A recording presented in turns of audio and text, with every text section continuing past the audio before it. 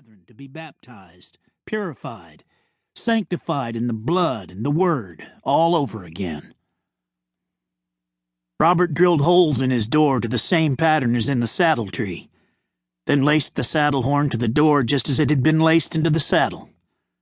Each time Robert Johnson entered or left his cabin, he would touch the saddle horn, talisman, and touchstone. What, he wondered, would he find beyond his world of ghosts? Jo Benson, she of the golden hair and freckled skin, as determined as Robert to move herself beyond her birth, found him. Like Robert's, her mother was gone.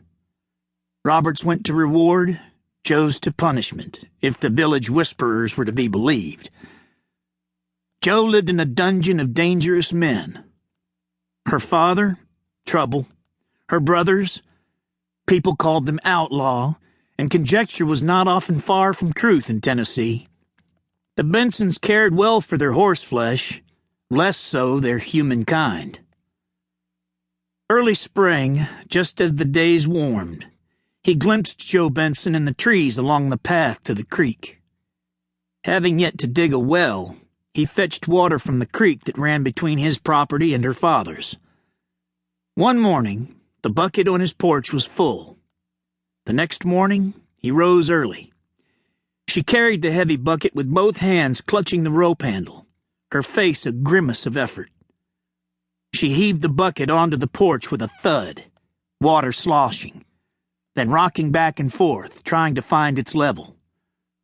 By the time he put on his pants, she was running away, feet bare, dress flouncing.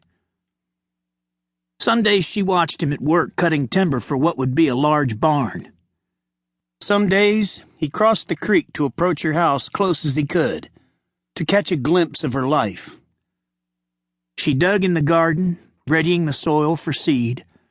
She fed chickens, collected eggs, dragged clothes across a washboard with furious effort. She hung up the clothes, especially her dresses, with great care. Just as she did, he always made sure she knew he was there. He picked the earliest wildflowers to leave on his porch. The bucket was full, the flowers gone the next morning. When she left a handkerchief on the line, he took it home and placed it in his window. One morning he waited behind the cabin. When the bucket thumped on the porch, he showed himself. "Can we talk?" he asked. She shook her head.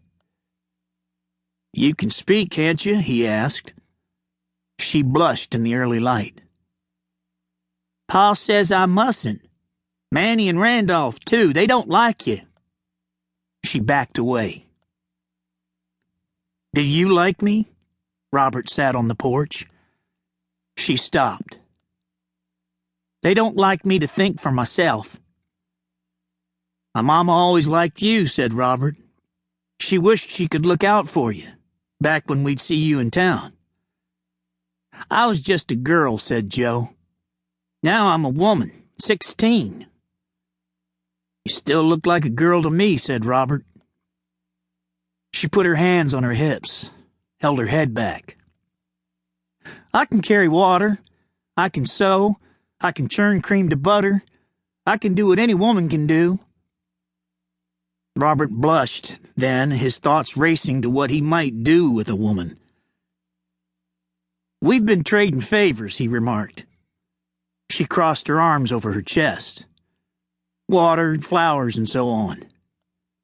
I've been watching you." "I've watched you," she said, her arms relaxing. "You aren't like some men. You care for things. Your cabin, your horses, your land. I like a man who cares for things."